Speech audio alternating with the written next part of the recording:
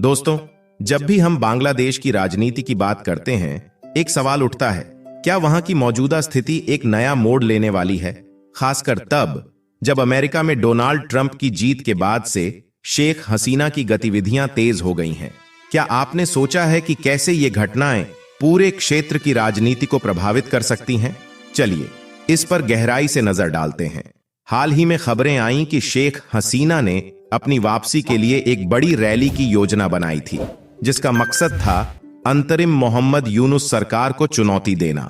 लेकिन यूनुस सरकार ने इस कदम से इतनी चिंता महसूस की कि उन्होंने आवामी लीग की रैली को रोकने की घोषणा कर दी। ये वही सरकार है जो इस्लामिक पार्टियों को खुली छूट देती है, लेकिन जब बात शेख हसीना और आवामी लीग की आती है तो वह तुरंत कड़े कदम उठाती है। यहां एक सवाल उठता है, क्या यह एक तरफा रणनीति यूनुस सरकार की राजनीति को कमजोर बना सकती है? कहानी यहीं खत्म नहीं होती। जैसे ही शेख हसीना ने अपनी रैली का ऐलान किया, यूनुस सरकार ने उनके कार्यकर्ताओं पर दबाव बनाना शुरू कर दिया। पुराने सांसदों को गिरफ्तार किया गया। रैली की योजना को रोकने के लिए पूरे ढाका शहर में कड़े कदम उठाए गए। जीरो पॉइंट जैसे स्थानों पर, जो विरोध प्रदर्शनों के लिए मशहूर हैं, सरकार ने अपनी रैली की योजना बना ली ताकि आवामी लीग वहां रैली न कर सके। अब यहां पर एक और दिलचस्प मोड़ आता है। यूनुस सरकार ने हाल ही में उन इस्लामिक पार्टियों से प्रतिबंध हटा दिया है जिन पर पहले शेख हसीना की सरकार ने कड़े कदम उठाए थे। यह यूनुस की राजनीति की दोहरी नीति को उजागर करता है। यह सवाल उठता है, क्या यूनुस सरकार वास्तव में बांग्लादेश की स्थिरता चाहती है या यह केवल अपने हित साधने के लिए खेल खेल रही है? सवाल यह भी है कि अगर यूनुस सरकार इस तरह के कड़े कदम उठाती है तो इसका असर बांग्लादेश की जनता पर क्या होगा? क्या यह उनके बीच और अधिक असंतोष फैलाएगा या यह शेख हसीना को और अधिक समर्थन दिलाएगा? दोस्तों, इस पर हम विस्तार से चर्चा करेंगे, लेकिन आगे बढ़ने से पहले कृपया इस वीडियो को लाइक कर दें। इसमें आपका सिर्फ 1 सेकंड लगेगा, लेकिन इससे हमें बहुत मदद मिल जाएगी। दोस्तों, अब सोचने की बात यह है कि इस पूरी स्थिति का बांग्लादेश की जनता और वहां की राजनीति पर क्या दीर्घकालिक प्रभाव पड़ेगा? क्या शेख हसीना अपने समर्थकों के बीच और अधिक मजबूती से उभरेंगी या फिर यूनुस सरकार की यह नीति उन्हें कमजोर कर देगी? यहां एक और सवाल उठता है, क्या यूनुस सरकार का यह हस्तक्षेप अन्य वैश्विक शक्तियों को भी बांग्लादेश की राजनीति में दखल देने के लिए प्रेरित कर सकता है? इतिहास ने हमें सिखाया है कि जब बाहरी शक्तियां किसी देश की राजनीति में हस्तक्षेप करती हैं, तो इसका परिणाम अनिश्चित होता है। क्या बांग्लादेश इस बार एक नई दिशा में जाएगा या यह संघर्ष उसे और गहरे राजनीतिक संकट की ओर ले जाएगा? शेख हसीना के समर्थक जो यह मानते हैं कि यह रैली जनता के अधिकारों के लिए है, क्या वे और मुखर होंगे या यूनुस सरकार के दबाव से उनका मनोबल टूटेगा? और क्या यह स्थिति केवल आवामी लीग तक सीमित रहेगी या फिर अन्य पार्टियां भी अपनी रणनीतियों में बदलाव करेंगी? यूनुस सरकार की हाल की नीतियां, जिसमें उन्होंने इस्लामिक पार्टियों से प्रतिबंध हटाए हैं और कुछ कट्टरपंथियों को रिहा किया है, यह दर्शाता है कि उनके कदम पूरी तरह से पक्षपातपूर्ण हैं। ऐसे में जब आवामी लीग और शेख हसीना की रैली की अनुमति नहीं दी जा रही है, तो यह अंतर्राष्ट्रीय समुदाय के लिए भी एक सवाल खड़ा करता है। क्या यह लोकतंत्र और निष्पक्षता के सिद्धांतों का उल्लंघन नहीं है? इन सभी सवालों के जवाब आने वाले दिनों में स्पष्ट होंगे।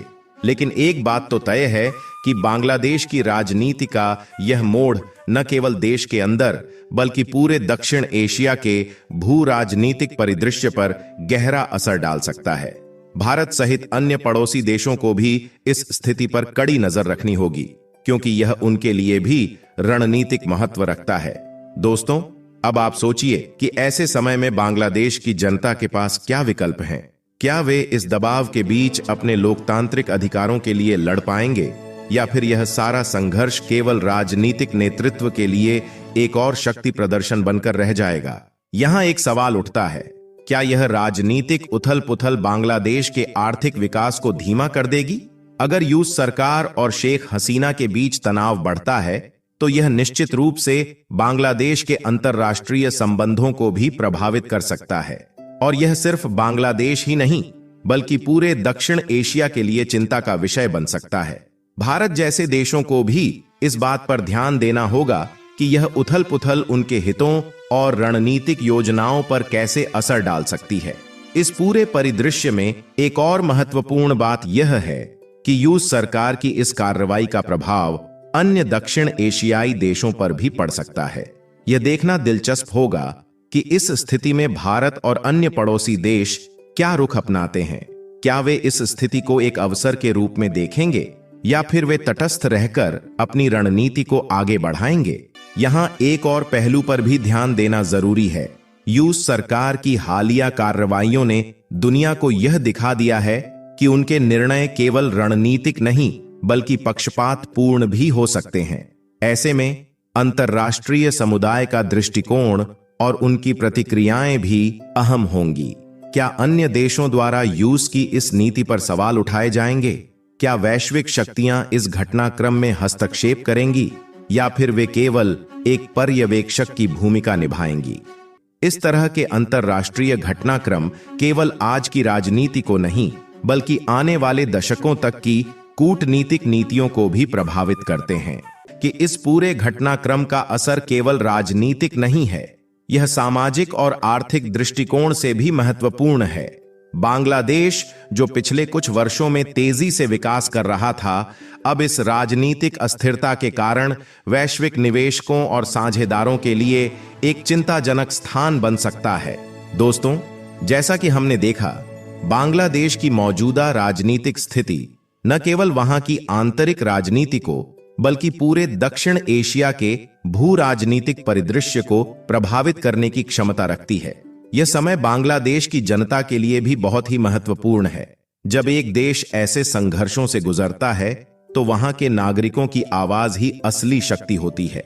सवाल यह है कि क्या बांग्लादेश की जनता अपने लोकतांत्रिक अधिकारों के लिए खड़ी हो पाएगी? क्या वे इस अस्थिरता के बीच अपनी स्थिति को मजबूत करने के लिए एकजुट रहेंगे? और यह देखना बाकी है कि आगे क्या होता है। तो दोस्तों, अब आपकी बारी है। क्या आपको लगता है कि शेख हसीना अपनी स्थिति को मजबूत करने में सफल होंगी या मोहम्मद यूनुस सरकार की यह रणनीति उन्हें कमजोर कर देगी? क्या बांग्लादेश की जनता इस स्थिति में एक नई शक्ति बनकर उभरेगी या फिर यह संघर्ष केवल राजनीतिक दलों की लड़ाई बनकर रह जाएगा? जनता और राजनीतिक दल एकजुट होते हैं तो यह रूस सरकार के लिए एक नई चुनौती बन सकता है। आने वाले दिनों में यह देखना बेहद दिलचस्प होगा कि इस पूरे घटनाक्रम का अंत किस दिशा में होता है।